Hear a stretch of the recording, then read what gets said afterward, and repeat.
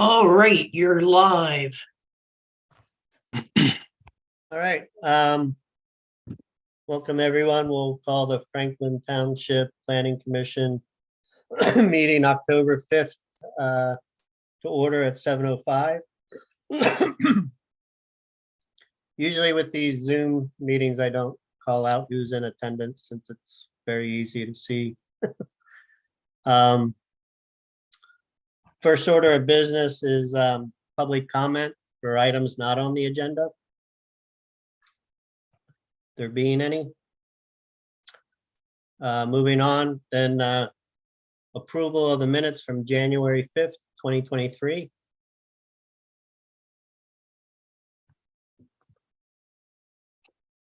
I make a motion to approve the minutes as written from January 2023. Do I have a second? I'll second. Second is Matt. Any discussion? I thought they were very, very good. Being no discussion, all in favor, say aye. Aye. Aye. Aye. Those opposed, nay. All right, I guess I was trying to look at them and now I'm trying to figure out how to get back to seeing everybody. Well, I can tell you Mr. Gontars is on now. Okay, so is it a 4-0 or 3-0? John, You're muted. That was 4-0. okay. I apologize, guys. I'm trying to. Next order of business is the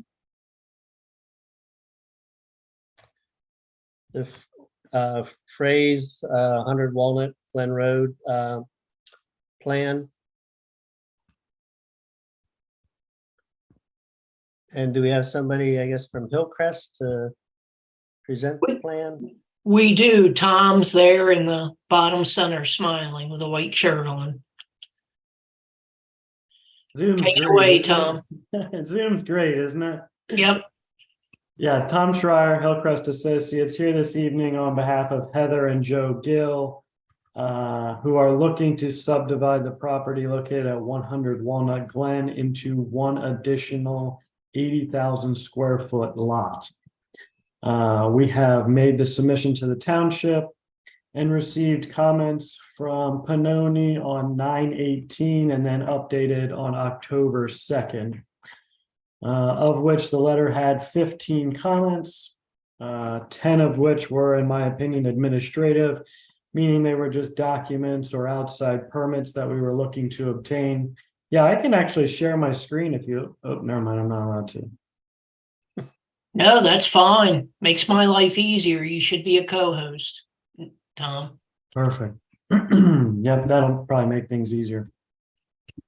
So yeah, as I said, looking to subdivide this 18.5 acre parcel into 2 lots, utilizing a common driveway off Walnut Glen. As you guys probably are aware, about a year or 2 ago, we went through a land development process to construct this process, which is actually Heather's parents. It is Gary and Jane Fraze back here. As part of that, we kind of knew this was coming down the pipeline at some point, so we installed a 16-foot wide section of driveway in the beginning so that we could utilize that as a common entrance to the proposed house that we're proposing as part of this application. So as I said, we are creating a 80,000 square foot house for a single family home. And I can kind of currently, it's just open field. There is some wetlands up north and south of our property, but none of the riparian buffers really come into play as part of our development application. As you'll see here, kind of the house and driveway orientation with our septic field. Can you guys see my mouse, or do you want me to use annotate? I can probably use annotate. So I see the mouse. septic field here There is you kind of to the west of the house, and then our proposed stormwater management is downhill to the east in this location here. And as I said, we have received a comment letter from Pannoni, which ultimately had 15 comments within it. 10 of which were administrative, things such as copy of the septic and well permit, sewage facility planning module, sign statements, operations and maintenance, basically rudimentary documents that are associated with all subdivisions. The other 5 comments, 2 of which being stormwater, looking for our stormwater BMP to be located 50 feet from the property line, which ultimately it is, because this is here is a 50-foot setback, and this is our stormwater management basin here. The other one talks about section 19312 B1, which ultimately is a safety factor that the township has into place, where they like to run our stormwater calcs, not utilizing infiltration, so that we can ensure that that BMP is going to work in the future in the event that, our infiltration no longer exists. The other one is just a note comment on 9, talking about utility easements, where we were providing kind of generic easements along the property lines for utilities, which is probably more ordinary for subdivisions, and therefore we kind of agree with removing that note, because most likely our utilities will kind of follow the driveway path and come into either the garage or a utility room within the basement. I did get reached out to by Nate, and there was some concern, or not necessarily concern, just some thought going into kind of how our stormwater management is operating on the property. And so you'll note that we kind of have our dry well back here, and then we're proposing swales along the front side here as well as the back here. The overall concern with this is that the steepness of this slope coming down off the driveway ultimately would potentially overmine the berm that we're proposing. Hearing that concern, I wanted to kind of put together an exhibit and a proposal to you all to kind of appease that concern, is that we were looking at potentially widening these berms to it being 6 feet wide, which will allow us to use a 3-to-1 situation to be able to gain 1 foot of berm height behind this swale and this stormwater management system, so that we can ensure that water is collected and conveyed over to the stormwater management system. So kind of for ease here, I've kind of put some drainage areas, kind of showing you that we're super elevating the driveway, forcing it north here so that the water runoff coming across this driveway at a 2% slope hits this 5% slope and then conveys around to this 30-inch drain basin here. Our rear swale here is at 2%, which is pretty standard for a grass swale. But as I mentioned, as a precaution for, in the event that the water coming down these slopes is moving fast, we would be, extending this berm to 6 feet wide so that we can get, 12 inches of berm height to ensure that that water then kicks east and heads towards our actual stormwater BMP. So with that, I will open it up for any questions. But before that, because the letter is so minimal, we would be hopefully looking for a recommendation of your approval so that we can proceed to the Board of Supervisors as our next step.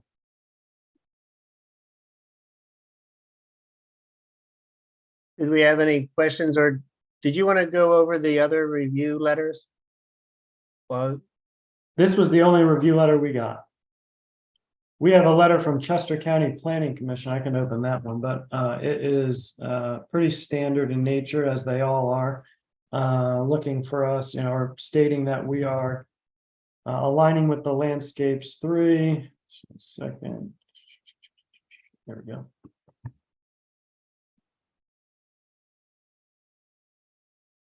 This proposed subdivision is consistent with the objectives of the suburban landscape. The water resource component of landscape 3 indicates the proposed development is located within the Big Elk Creek subbasin of the Chesapeake Bay watershed.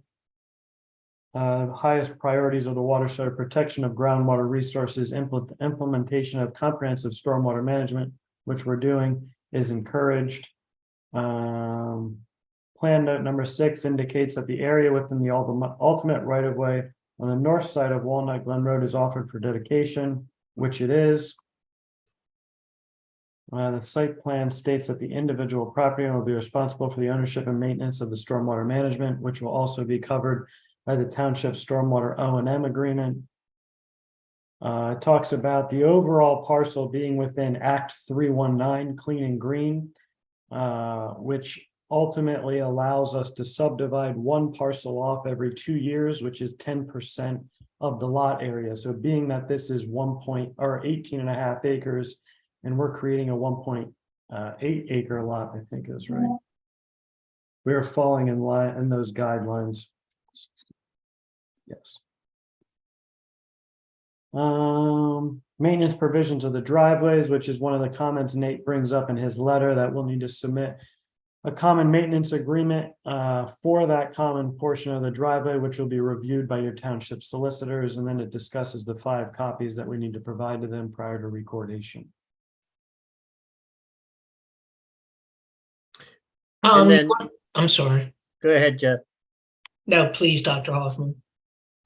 And then you received a review letter from Stan Corbett. Correct. The Storm Corbett letter was a result of the sewage facility planning module, which has been signed off and sent to DEP. So that's an outside permit that is dictated by the Department of Environmental Protection. It didn't relate to any comments associated with the actual plan set that we're presenting tonight, just the sewage facility planning module and the septic associated with it. But Tom, can you just take a couple minutes, bring that letter up and go over it? Just please. Yeah. Well, that's their response letter. 1 second.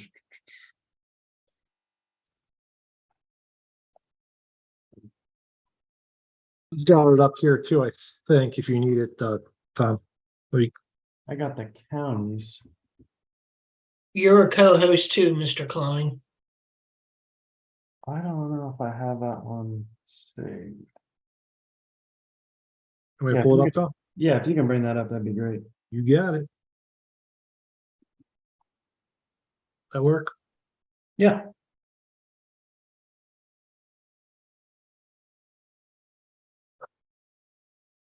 So yeah, this talks about the sewage facility planning module that was ultimately submitted to, well, at first it goes through the Township Planning Commission, Chester County Planning Commission, and Health Department to sign off on their respective sections.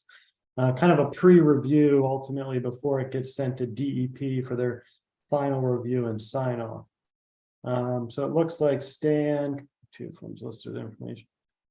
Following information needs to be added. So they're looking for the well and sewage system on the adjacent lot to be shown on the sewage facility planning module. Talks about section H of the component 2, which has to be signed off on by the Chester County Health Department. Section J of component 2 requires the PINDY, which currently the PINDY for the property obviously has a bog turtle hit on it because there's wetlands on the property. And that clearance has been obtained as part of the NPDS that we got when Gary and Jane built their home on the rear portion of the lot. Proof of public notice, which is standard. And then it talks about the Planning Commission, Chester County Planning Commission, and Chester County Health Department completing their components. Address for both lots and of course, no construction.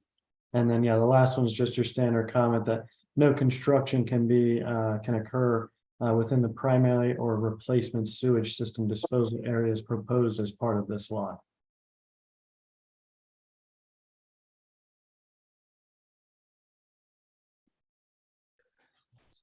So the one question I have with the house that's currently on lot 1, Okay.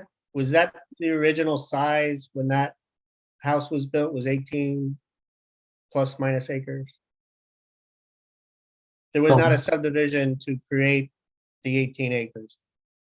Correct. No, the lot that we submitted the plans to the township for the construction lot was existing 18 acres, correct. Okay. It's been quite a while, Jeff. Do we, when a subdivision happens and there's potential for further subdivision, what's the criteria that we require a sketch plan to show how the rest of the parcel potentially could be subdivided? Dr. Hoffman, like you said, it's been a long time. I don't have a good answer. I hate to say. So you're asking if we would be required to submit a sketch plan to show how if this lot could be further subdivided? There is something in our ordinances, and I don't know what the acreage is. Can you weigh in on that, Nate? No, the Franklin Township Code has a commentary in there about like stage development, where it's like a phase development. I don't know if you're referring to that section, Dr. Hoffman, if there was something else. No, it's Okay. not something that I personally always agreed with. It was just something that was whether I agree with it or not, sometimes I obviously am obligated to bring it up if it applies. And one Chuck, do you have any recollection? I thought it was like I really thought it was around 15 acres or something. you know, Dave, at one point in the township, we had people who were breaking off one lot at a time. And Right. what happened there is we wound up having to create flag lots because we didn't have frontage on road surfaces. And basically, I think what we decided to do was to say, if they're after like the first or second or third, typically after the second, we look for an idea of what the plan would look like in the future to make sure that there was room for access to the lots that might be created in the back. Because at one point we wound up having flag lots, and that was creating some issues also with easement issues. So I think at this point, you know, we can talk about that, but there was no hard and set rule, except possibly with the third one, we wanted to see what the rest of the development would look like. And that goes back 20 years ago. I don't know what's happened in the interim. Okay. Right. In the interim, we still maintained the same concern. And so for many plans that were submitted like this, to get around, or instead of doing a sketch plan,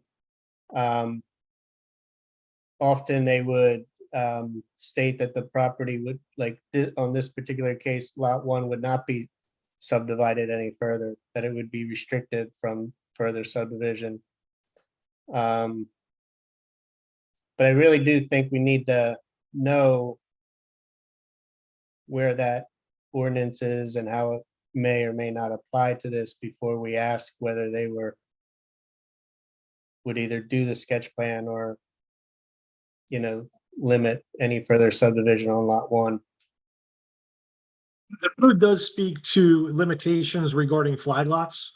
So I think it's up to 5% of the lots can be flag lots. So there's certainly a limitation on flag lots that you can, you know, this lot could not be subdivided with 4 more flag lots, for example. That's not feasible per the code without relief. But what it would require is, because it's an 18-acre lot and there's some depth to it and it goes into the adjacent township, essentially would require frankly, a street be constructed if there were to be any more lots on this lot. Tom, I mean, I don't want to speak on behalf of the applicant. Is that something that's been looked at on your side at all in regards to other alternatives or different layouts for this site? So when they first came in and prior to purchasing this property, they wanted to understand the subdivision ability for the property, because they actually have, and I want to say this and I hope I'm right, 2 kids. And so when we developed the stormwater for the main house, it was a dry well and a basin kind of right out where the driveway curves. We actually added an additional 8,000 square feet of impervious that would be permitted above that dry well, because we thought we were going to be creating a lot on the right side of the property. So I think the grandiose plans, if anything, was to ever come further with this property, would be one more 80,000 square foot lot that would be on the front so that the entire family could live on one property. So the common driveway would come in, it would split left to the house that we're proposing now, and then ultimately could split right to one more that would be in the front.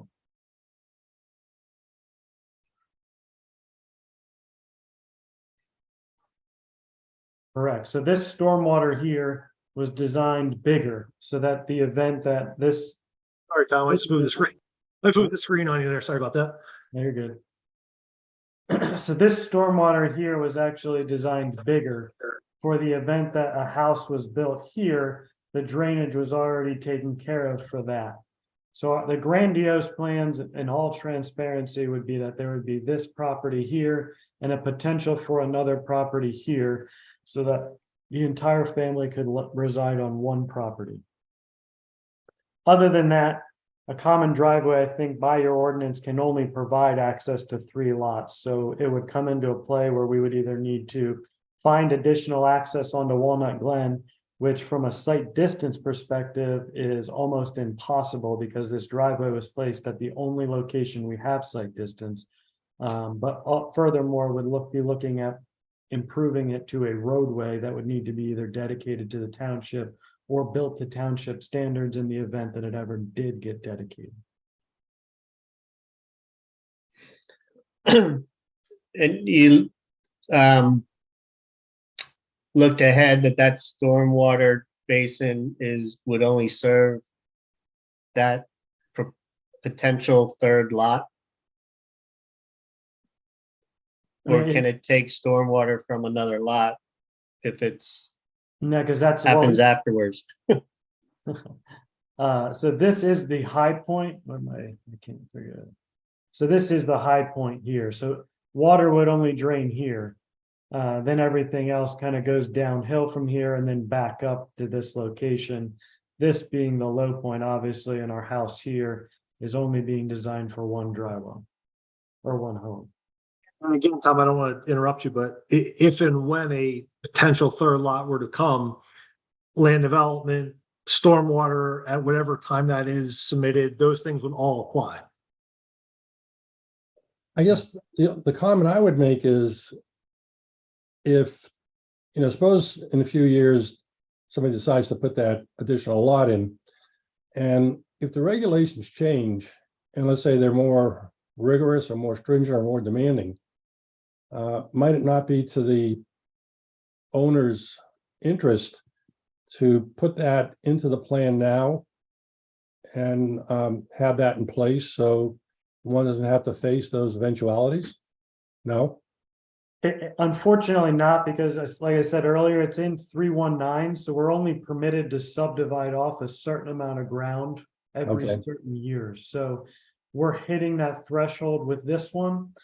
And therefore, by adding an additional lot to the plan at this point, would cause rollback taxes for the past Okay. 7 years to get triggered. So, Okay, and so I it's think as a balanced. further safety factor in talking about what could be done to this, I mean, the property is in an agricultural clean and green easement with the county. So anything further than subdividing outside of the parameters that clean and green allows would trigger rollback taxes, would trigger the further subdivision process and things of that nature.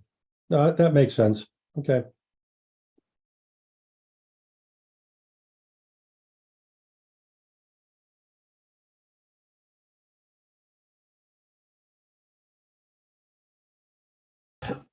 Tom, can you go back and talk a little bit more about the stormwater and the rear swale? Are you going to add more additional information to your plan? Correct. I mean, it wasn't a concern within the review letter, but it was brought to my attention that there was some concerns with this rear swale and if the water would be conveyed into it. So as a way to appease those concerns, my proposal is to kind of widen this berm across here, which will allow that berm to get taller, to kind of further the backboard of it so that when water comes down this way, it does not top that berm. It conveys itself to the east as we intended in our design. Can you blow your screen up a little bit? I think I can. Okay. I My think, concern, Oh, my sorry, gotcha. concern is that we're not showing the bottom of that swale. We're just showing two topos, 360 and 358. Which wouldn't, I mean, I know you have a line there that says 2%, but it's 7% in the other direction. So that's my concern, is I don't see the other side of the swale as you're creating it.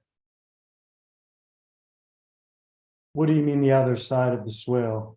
Well, a swale has two sides, so you got 360 and Correct, so from this 3, 360 comes down here uh-huh, and then comes back this way.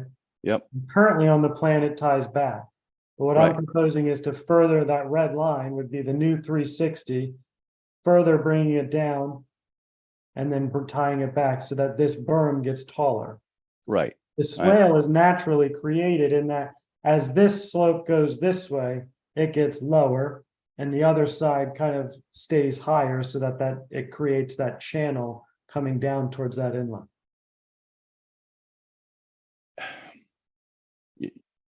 I feel as if you're not telling the backhoe driver that he needs to, so if the arrow where it says 2%, you can put Yep. your hand where that is. Yeah, right there. From 360, the next, if we're going straight back, the next topo line that I hit is 358. Am I wrong there? Am I missing something there? That's What's good. Yes, to this stop the new water line- from? Well, so this right here is 350 is what I'm proposing as 359. So when you have a swale, so in that condition, if this is the house and that ground's coming off like this, you'd have the bottom of your swale. I'm proposing that it comes back up 12 inches to a top and then comes back down to existing grade. So this is your bottom of your swale, which is basically the center of it is this dashed line. And that is, what elevation is that? You're saying that's 12 inches lower? Correct. Can you label that for us?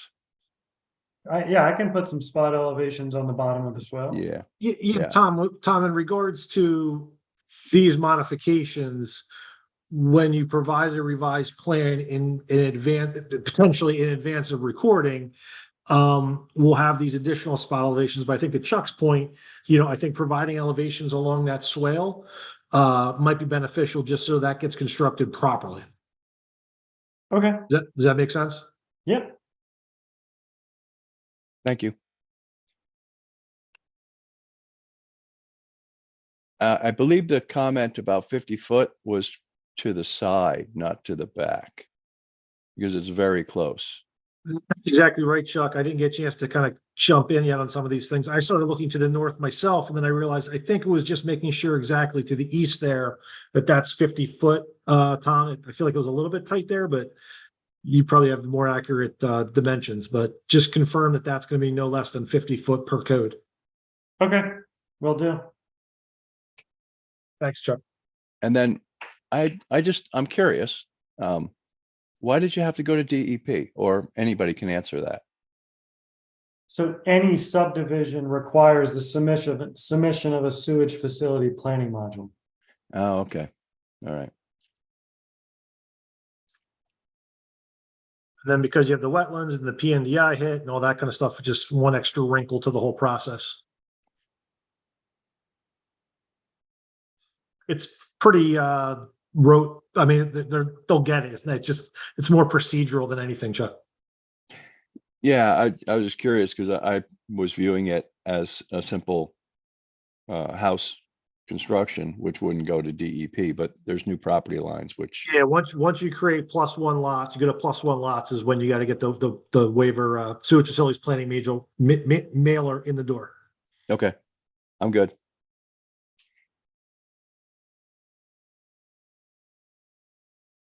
You good with that question or any other questions, Chuck? No, Matt? that's what I was saying. That's all the questions I had. Okay. Anything from the alternates? I've got I a, don't mi- think we, I've got a minor question. You know, bog turtles. I've yet to see a bog turtle in my life. How often is that really become an issue with anything?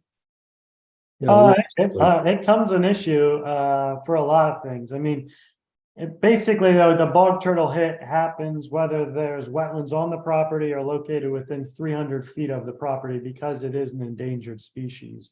And so because this is regularly farmed, it's not really a consistent habitat for them. Right. And so when we submit, you get that PINDY hit, you can submit, whoever performed your wetlands delineation, as long as they're a certified bog turtle specialist, they can just submit the letter back to the U.S. Fish and Wildlife stating that it wasn't a habitat and obtain that clearance. If they do find it to be an acceptable habitat, which this was not, it can trigger a phase 2 study, which only can be performed at certain times of the year. Because those bog turtles are only present during months of it's like 3 or 4 months. It might be May to June or somewhere in that nature. So have you run into bog turtles in the area in the past? Not in this area. I had one in London Grove Township, which ultimately caused a 300-foot buffer around those wetlands. Okay. We find them up here in East Goshen on that project, Tom? East Goshen. The millstone over on Hershey Mill Road. Oh, no, you weren't doing. I'm sorry, I was confusing you with somebody else now. Never mind. John, I ran into it. Stillwater's church has them, which is just north of here. Yeah, I had a friend who lives up in Pocopson Township, and he ran into that issue, and it was kind of an interesting issue. Anyway, Dave. Sorry, no, my only question is, how do I get a job as a bog turtle specialist? it's a very slow process. Ooh, wow. If you have to ask, you can't be one. Got it. I have Any other questions for Tom?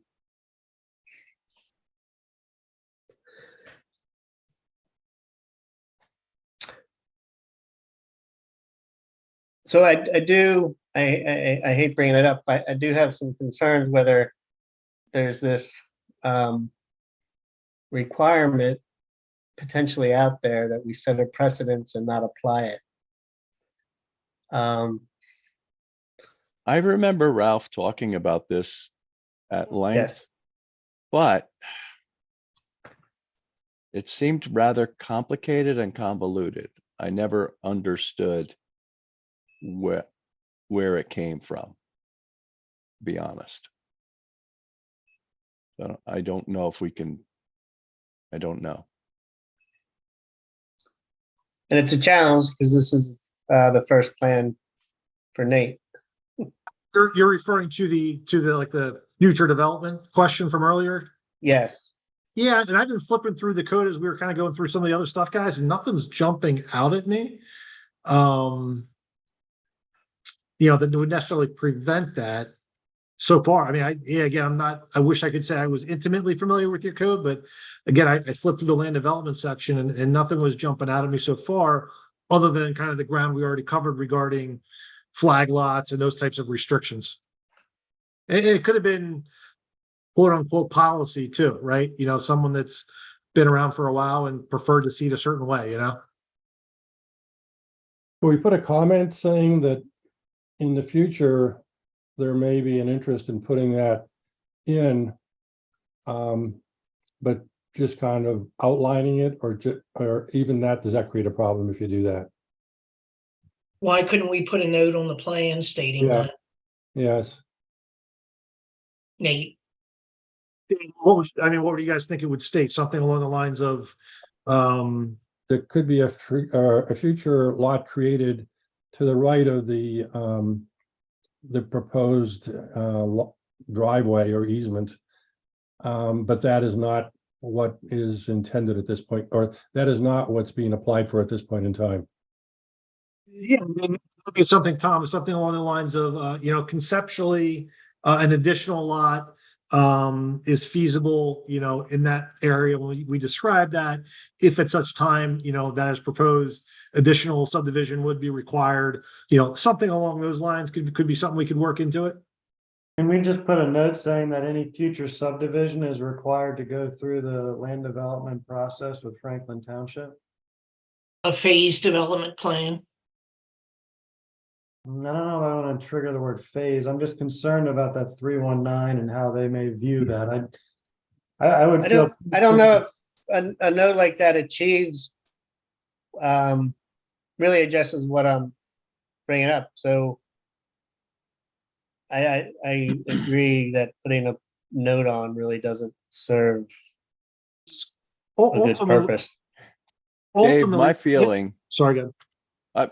Dave, my feeling is that they probably would subdivide both of them at this time if they were allowed to, but there's other laws and regulations that are standing in their way of doing that, to making it more clear to us. So knowing that, I don't think we should further exasperate the situation.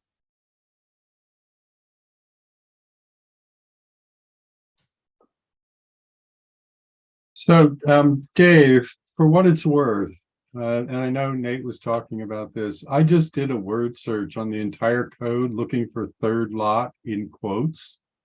There are 0 hits. Third lot? Third lot, yes. Yeah, so that wouldn't be I thank you for looking, Paul, but I don't think those would be the words to look I mean, for. I don't know how else to specify what you're suggesting, so. So if you had a 100-acre parcel and somebody is 319 and somebody wanted to take their 10% and take a 10%, a 10-acre parcel off of that, years past, both of those parcels could have been subdivided further. And in order to preclude always chopping off, which this parcel has a limit to it, but a larger parcel wouldn't. This ordinance actually required a larger development because nobody wanted to restrict that 90 acres from being developed.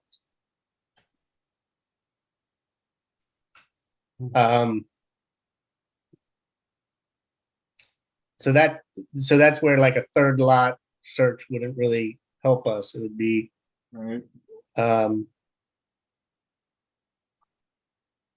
Future subdivision phasing. Okay. I hear you, Chuck. If we're in a majority agreement that we can kind of take our professional and non-professional view of this parcel and say they've got one more lot coming and that's probably it anyways. I can go along with that. I would agree with you, Dave. The situation that I'm referring to goes back to probably 40 years ago. There was a woman named Eva Jackson, and she had parcel and she was chopping off 2 acres, and it was coming to the point where we just saw this real massive problem. And at that point, we didn't have really any ordinances, and we created an ordinance to deal with that in the future. Now, in the interim, other ordinances have come through, and that situation isn't listed as a third lot issue, but that's the history behind it. So if you go back 40, 50 years to Eva Jackson, you'll see every couple of years she had a 2-acre lot that she broke off, and it was going to create a real problem. So, what you're saying is appropriate, and I have no problem with that.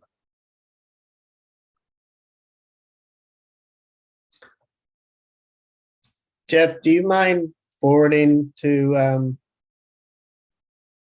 the draft proposed recommendation to the rest of the planning commission?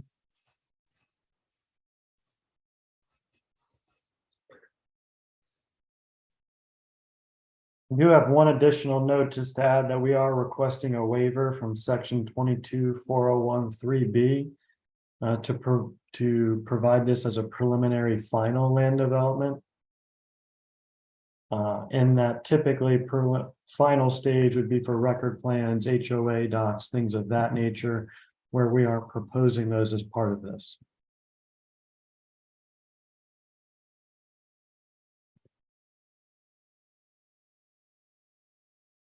Correct me if I'm wrong. That means this is the first and last time we'll see it if we approve it. It is, if we recommend approval. Okay.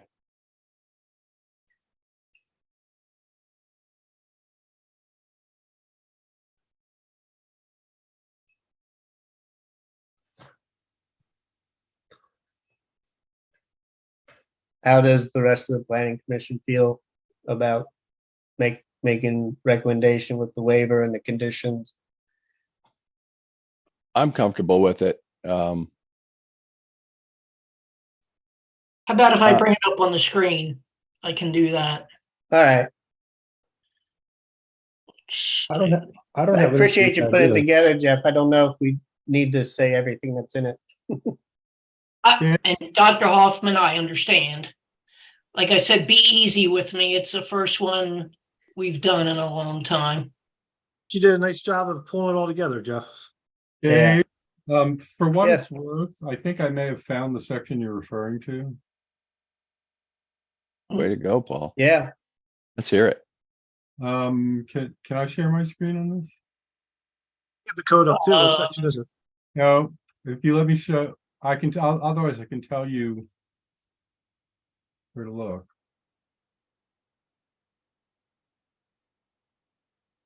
Okay,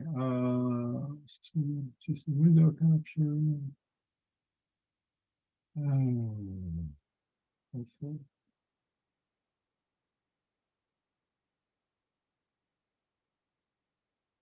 There we go. I think this will do it. Do you see that?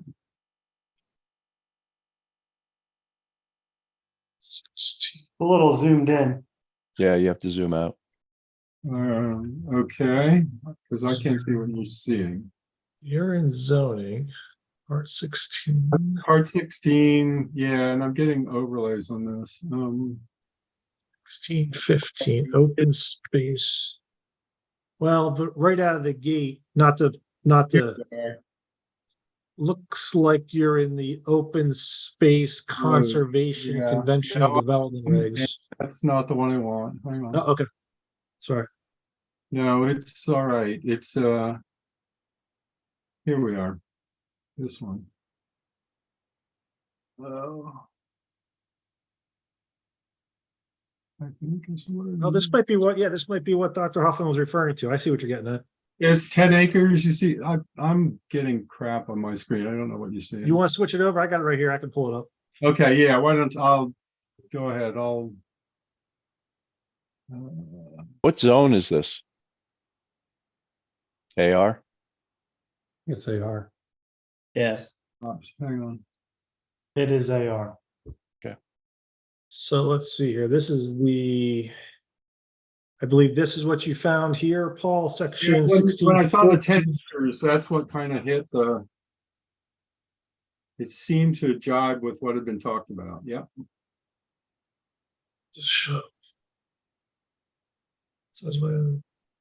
And you notice E seems to agree with what was talked about as well. So yeah, E speaks to that. I'm just wondering if it's applicable in this situation. I think E is the language Dr. Hoffman was recalling, probably, it looks like to me. Right.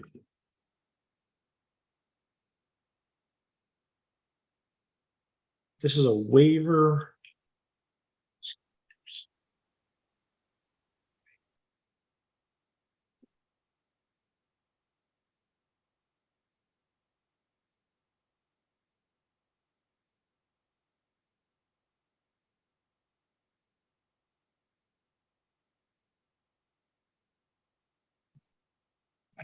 I've read it 3 times and I'm not sure I know what it means, guys. This is interesting.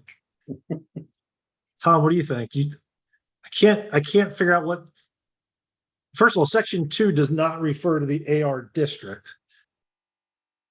Correct, that's the SULIC and V district, so I don't think section 2 applies to us. Right. Section 1, in order to allow for I the can't make sense of it. waiver like a of waiver lot of lot size size and and bulk bulk regulations. This schedule has been adopted to allow non-owners flexibility. What's part 4?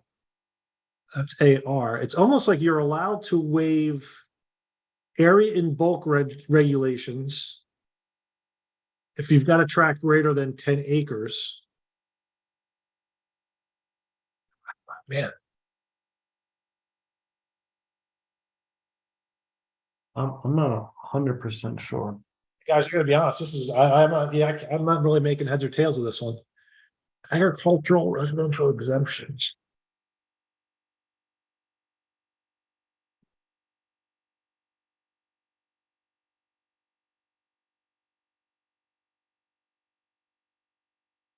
Almost like it's providing flexibility to subdivide tracts greater than 10 acres to preserve, kind of the rural content or large tracts of land is kind of how I'm reading it.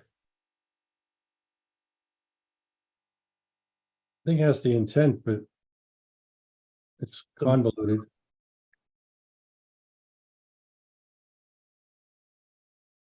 Well, like what am I getting a waiver for? I think it's giving you the flexibility to require waiver of lots. You're not asking for any waivers. Yeah, I'm not sure it applies to this situation. No, I think what it's saying is that if you need a waiver for on a parcel greater than 10 acres and you're trying to subdivide it up to 15% of the original tract, in the AR district, they will give you flexibility on yard and setback requirements. That's what I'm interpreting, which is not the case here. Yeah, I don't think it applies. So essentially, if Tom were to come in and say, hey, we want to keep this lot and we want to keep this over here, we want to make this narrower than it's allowed or a different type of setback, and we're greater than 10 acres, this section seems to allow that. Is again, I'm sorry, guys, I'm kind of trying to interpret on the fly here a little bit. I don't But know. I think Dr. Hoffman's point about development in its entirety, incorporating phases in section E, arguably wouldn't necessarily apply here.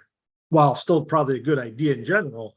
Again, ultimately, I think comes back around to our original discussion, which is in reality, this lot only lends itself to 3 lots without substantial development of a new street and some significant complications, let alone the Act 319 aspects.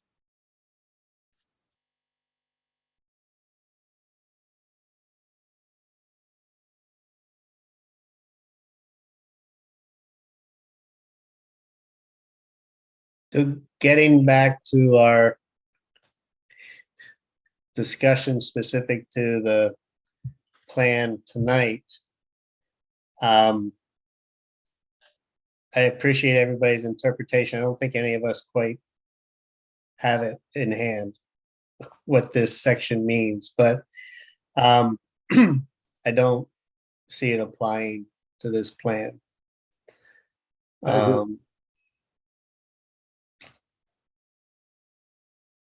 Chuck and John and Matt. I don't either.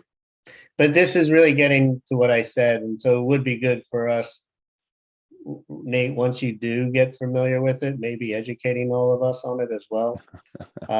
Because First time I've seen, I'm gonna be honest, guys, I've worked in probably a dozen municipalities and I've never seen this language before. So this is an interesting one to me too. So I'll dig in a little bit when I get a chance. Again, my 99% reaction here is it's not applicable. And again, this is a planning commission recommendation. I will dig in before it gets to the board. Tom, no offense, if there's something that we're missing or interpreting incorrectly here, that we have to have a longer conversation before the board, so be it. Is that a reasonable kind of middle ground, guys? Oh, yeah, absolutely. Yeah.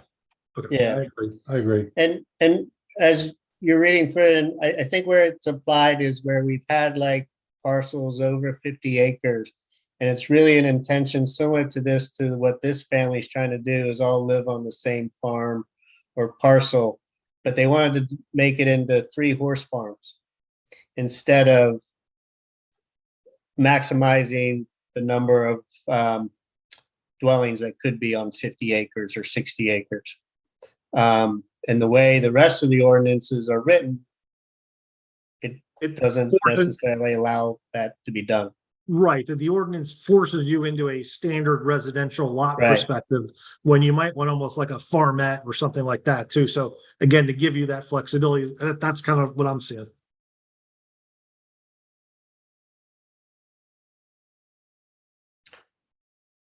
I've got my screen up, and Jeff, I believe you shared that draft document with me. I'll pull that back up for everybody.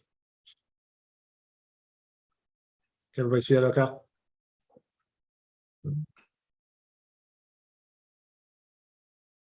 Be gentle with me, Chuck. It's the first one in a long time. I would love to read it, but I cannot. My voice will not hold out for that much reading. So, either Matt or John, if you could jump in for me. I've got allergies, but I'll try it if you want.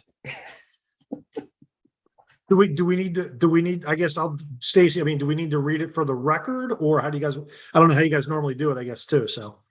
This is kind of a basic script. Doesn't mean it can't change. It's just something to start with.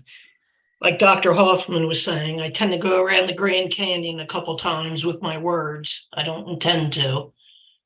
I think it's belts and suspenders, Jeff. I think it works.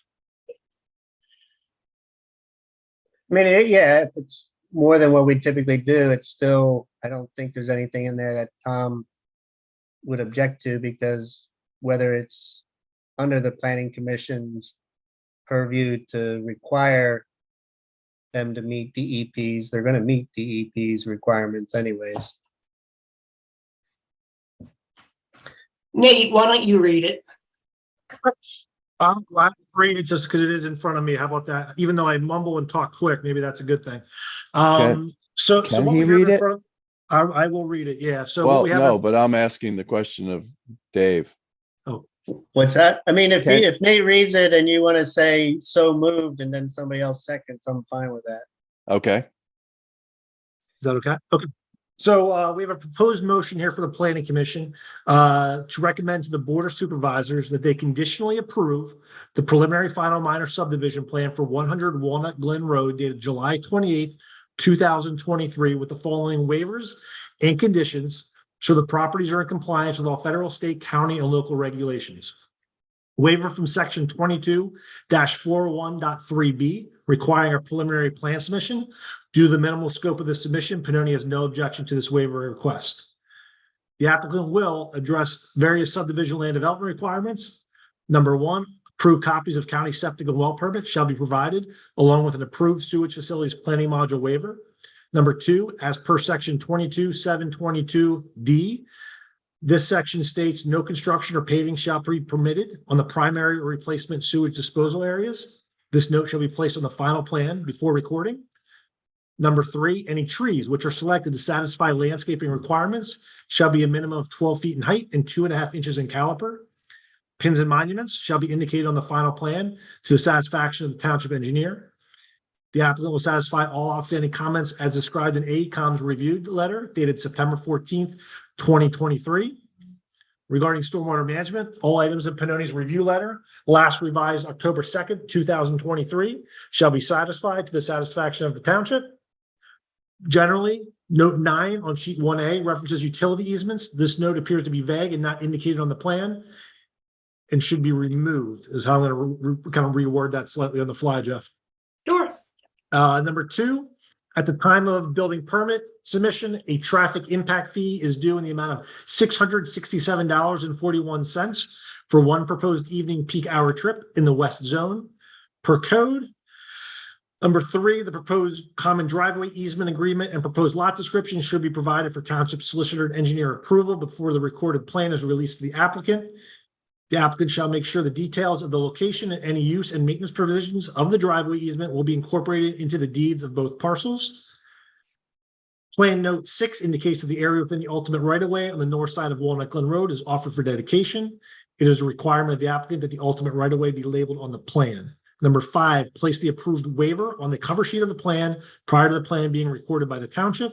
Number 6, have the appropriate notarized signature blocks and signatures for both lots required on the plan before being recorded.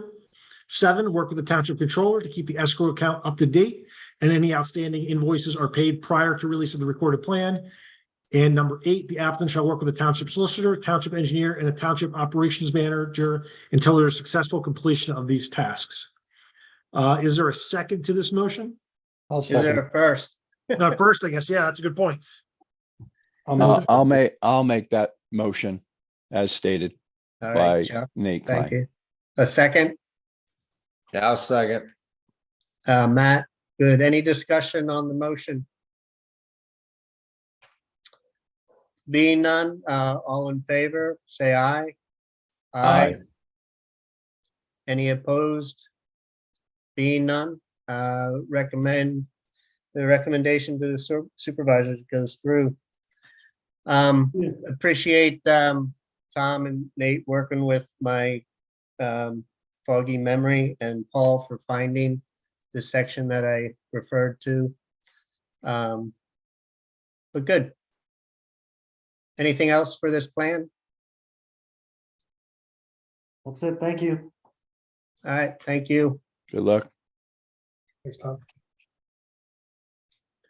The next item, I believe, is our ad hoc committee for pedestrian travel in the township. The one reason I wanted to bring it up was initially we were meeting monthly, and probably because of the improvements that were being made on Schoolhouse, that project was already in process, and whether we would have any input or with that process. But going forward, I wanted to just talk about the committee a little bit, and then what we felt the purpose of the committee may be and how often we wanted to meet. Of those of us still left on the Zoom, Chuck, John, myself, and Jeff tend to attend those meetings regularly, or have. We kind of took it within the meeting that it was pretty much any pedestrian or non-motorized or semi-motorized, Chuck, if you have an e-bike. I guess, yeah. Movement through the township. There's been interest outside by some township residents that have not attended the meeting. That does this conflict with the Trails Committee or the Park Committee? Jeff, if you can speak further about that. Right, with the Parks, Recreation, and Open Space Committee. Yeah. Dr. Hoffman, I just wanted to ask, it's up to you, sir. Do we want Nate to stay on, or can he be excused? Just listening in because I thought it was a little bit, I'm gonna just listen in for a few minutes, Jeff, if it's okay. I'm not really doing anything else, but I'll jump off here at some point, but I do find it interesting. I'm just trying to get educated, so I'm just listening in. Sure, no problem. Thanks, Yeah. guys. So we took it as far as, if it's, I think, outlined pretty well in January's minutes about some of the issues that we wanted this committee to try to hopefully address over time. Mailbox safety, walking, running on roads, cycling, and how that can happen on roads, paths, or whatever throughout the township. And then we got into the weeds by trying to address the improvements on Old Schoolhouse Road. There are some topics that Jeff brought to our attention that are continually evolving. One, future road improvements and how we might have some early input on those. And then also tying of some of the trails and pathways between our township and other townships. So that's kind of my overview, and then saying how we might want to go forward in terms of how often and how we want to address the topics. I don't have a clear set agenda for this committee. I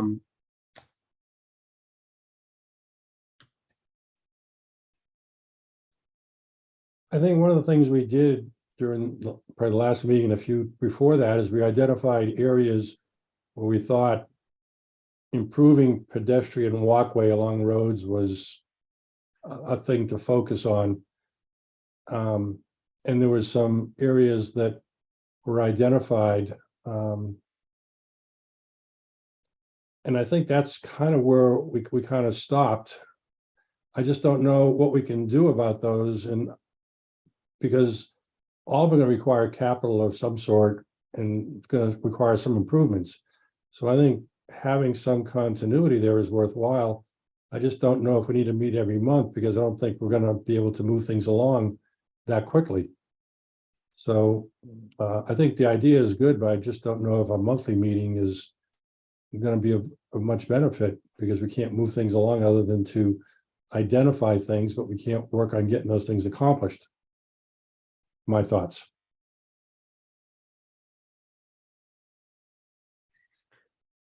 My thoughts are, yeah, I'm really struggling to figure out what the committee is, what our focus is supposed to be.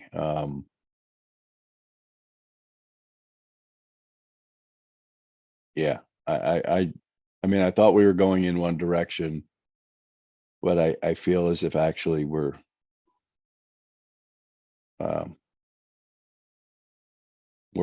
5 people looking in different directions, possibly. Is my takeaway. I like the problem. I agree with you, because there's probably 5 different issues that are important. It's just that we can't accomplish all 5 of them, let alone one of them, because of the complexity and the money that may be involved with it. So I think you're correct. It's just a matter of identifying the priorities, and that's one thing I think we were trying to do. But once we identified priorities, we're kind of stopped from moving forward because we had no way of moving forward. You want to go back and whenever we meet again, because I thought one of the main reasons we started this was because of sidewalks and the planning commission feeling uneasy about always waiving the sidewalk requirement. And maybe I'm wrong with that, but it seemed at one point that someone on the group had said, does a sidewalk have to be concrete? Could it be mulch, or could it be something else? I don't know if you want to go back to that or not, or if I'm wrong. No, that's it. You're pretty accurate. Go ahead, Chuck. Well, you're pretty accurate. That is, thank you. That was something that we said, this is something we can at least address and possibly codify, because right now the code is everybody, well, I think most people are in agreement that the current code needs to be addressed. And I think you're right, Jeff. That's why we said, let's put this ad hoc committee together, is my recollection.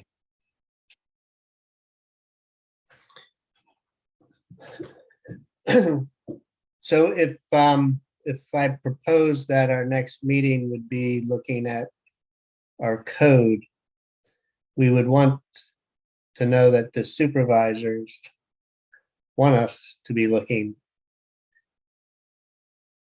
at our code. Yes.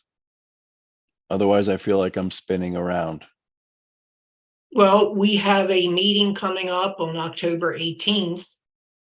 And maybe we could have Mr. Gontars float that idea and recommend it and see what the temperature is during the planning commission update. That works. Well, Yes, Nate. One observation, guys.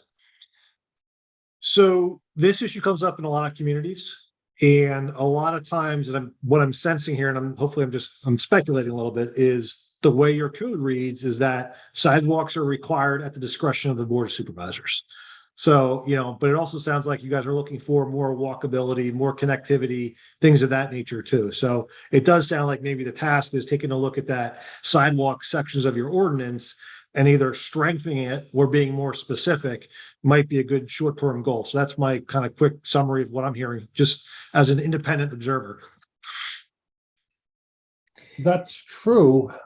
One of the things, though, that when we started looking at sidewalks, one of the things we looked at was what was the density that you have of houses? Do you have quarter-acre lots, 2-acre lots? Where do you typically have sidewalks? And in most of Franklin Township, we don't really have a lot of density that where a sidewalk makes sense. And so we talked about that, and we went through a lot of iterations of that. So we could bring that up at the next township meeting, at the supervisors meeting, but I don't think we were all had a consensus that we need sidewalks here, because if you have a 2-acre lot, you got a 500-foot frontage. Does that really say you should have a sidewalk? If you have a 1-acre lot, likewise, it's.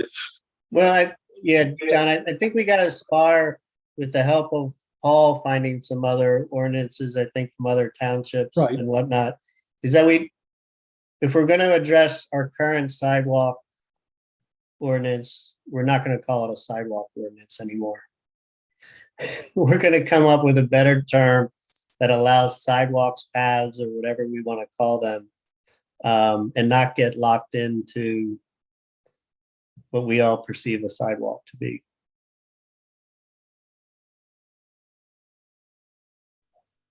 In which case, do we want to bring it to the supervisors, or do we want to come up with that idea and present that to the supervisors? Because Well, the question is whether or not the supervisors are willing to allow us to look at potential modifications to the code. right, that's the question. I can bring that up, and we'll see. So Dr. Hoffman, do we want to meet next week or do we want to kick this till November? What does the group want? Well, we won't meet next week, Okay, and we'll plan to meet in November and see if we meet after that for anything or whether we're done. I think there'll be future meetings, but I think we just need to get back to the Yeah, sidewalk discussion and tackle that first. Sounds good. good. Anything as far as that? Yeah, the one thing I would suggest, if you're going to bring something before the supervisors, I would give it at least a sort of concrete statement in that, that there's concern that this is an area in which there's a problem, and you believe that this problem arises in part out of the issues imposed through I don't know what you would call it, but the restrictions the ordinance imposes by approaching solutions in only one way, say, and then say that you'd like to, with their permission, take a look at the ordinance to see if you could come up with a way that loosens the restrictions in such a way that it would promote greater flexibility going forward in achieving, promoting pedestrian movement through the township, something like that. I'm talking out of two sides of my mouth, but Enhancing pedestrian throughways. yeah, I mean, I think rather than speaking about it, generally, I think it should be proposed as an identified problem that results from the narrow wording of the ordinance, and that you think the solution to this might be a review of the ordinance and the suggestions of some possible approaches to revising the ordinance, which is not necessarily coming up yet with a new ordinance, but just looking at the problem. All right. Well said. I like Stacy, that. could you put that in the minutes? You've Yeah. got a recording, Yes, I'll put it in. I point Great. out. And then that way it'll be pretty clear for John to be able to refer to, and the supervisors will see it in print. On a somewhat related topic, it would appear that the Mason-Dixon connectivity project, which has a much longer title than that, which is a multi-municipal project involving, I think, Elk, us, London, Britain, and New Garden, if I recall. Anyway, the Brandywine Conservancy appears to have found somebody who will actually be actively managing the project, and shot out an email the other day asking for time for possible meetings. I don't know if anybody was included on that besides me. I think Jeff would have been, but so anyway, this project, which kind of relates to this, although it's at least initially somewhat more intermunicipal, but it could lead to identifying possible connections, identifying areas in the township where connections would be possibly. Oh, built. can you forward that out to the planning commission? Yeah, I can find that and forward it out. Thanks. But it's just the problem is the email which came is just sorry, I'm looking at my email. It's just, kind of like, I'm alive and we're going to meet, and I'm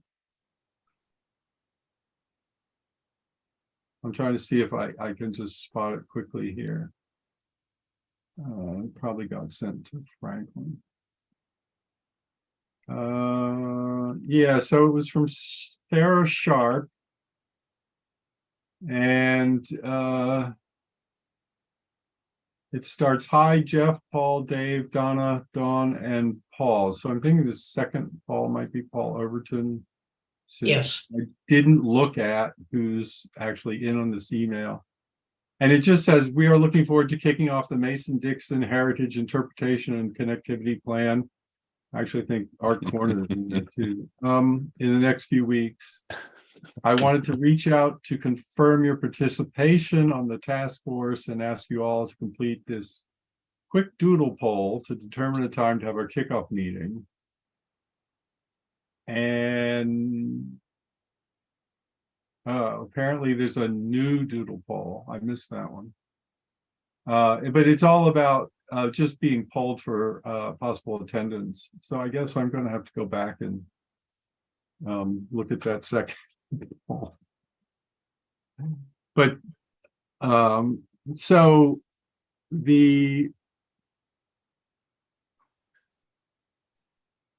I don't know what the current scope of work of the project is, but presumably when that's distributed, that could be forwarded. That's what I think would be more pertinent and more of interest than that email. Somewhere out there, there's a revised scope of work that London, Britain, and the Brandywine Conservancy we're working on into the spring of this year, maybe late spring. I'm not sure where that stands, but I assume that that's done. If that's something, Jeff or Paul, you can get us up to date just so we know whether it has any impact on the planning commission or the ad hoc committee. That'd be helpful. Will you Yeah. send it out, Paul? I'll contact Eileen Parrish and see if she can send me the most current copy. I'll have to, because I'm not sure if I have the most current copy, so I'd rather not send the last iteration that I got. I would prefer to be distributing the final copy. There's Okay. also a meeting for the Big L? park.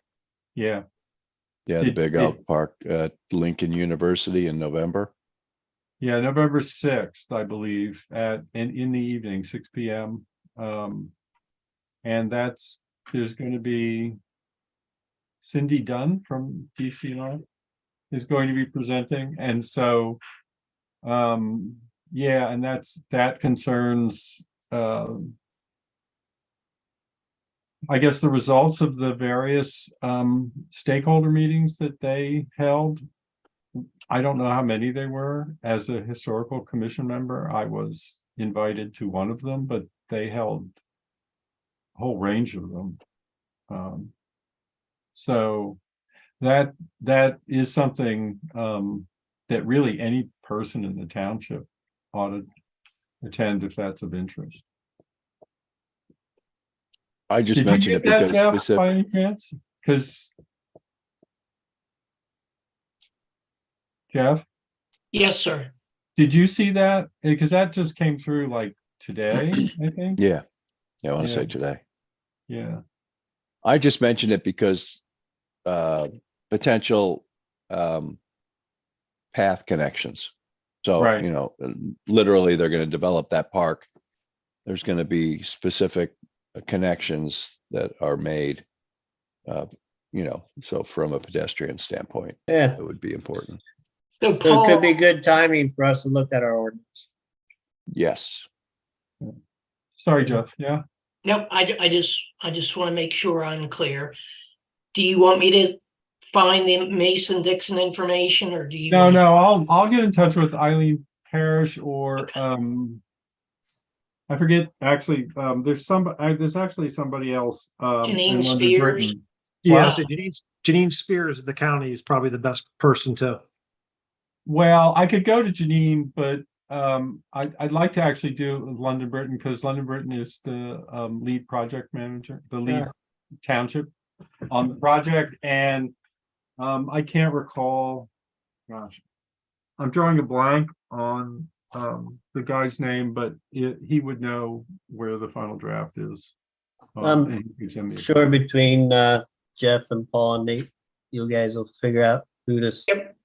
whose email to send to us. Yep. Any public comment? I just have one quick question for Paul, separate topic. Your fall cleanup on the cemetery, is that going to happen this year? I haven't heard back anything from Crystal Crampton, and I know that her mother was very sick. Okay, So I have not gone out of my way to demand that she get back to me on this issue. I've sort of waited to hear from her. And as she is the church historian for the denomination to which the cemetery belonged, I consider her to be the lead rather than myself. At one point, I was sort of acting as the lead within the township, but now I see myself more as an intermediary. So at some point, I do have to talk to her, but given the fact that my wife had knee surgery last week and there are other things going on, I've not felt the need to pressure from my point of view either. no, not at all. And the only reason I bring it up is I was contacted by a resident who heard about it and has an Right. interest in participating like I do. Okay. So whenever, no pressure from the township, I just have an interest to help. Yeah, no, that's great. And I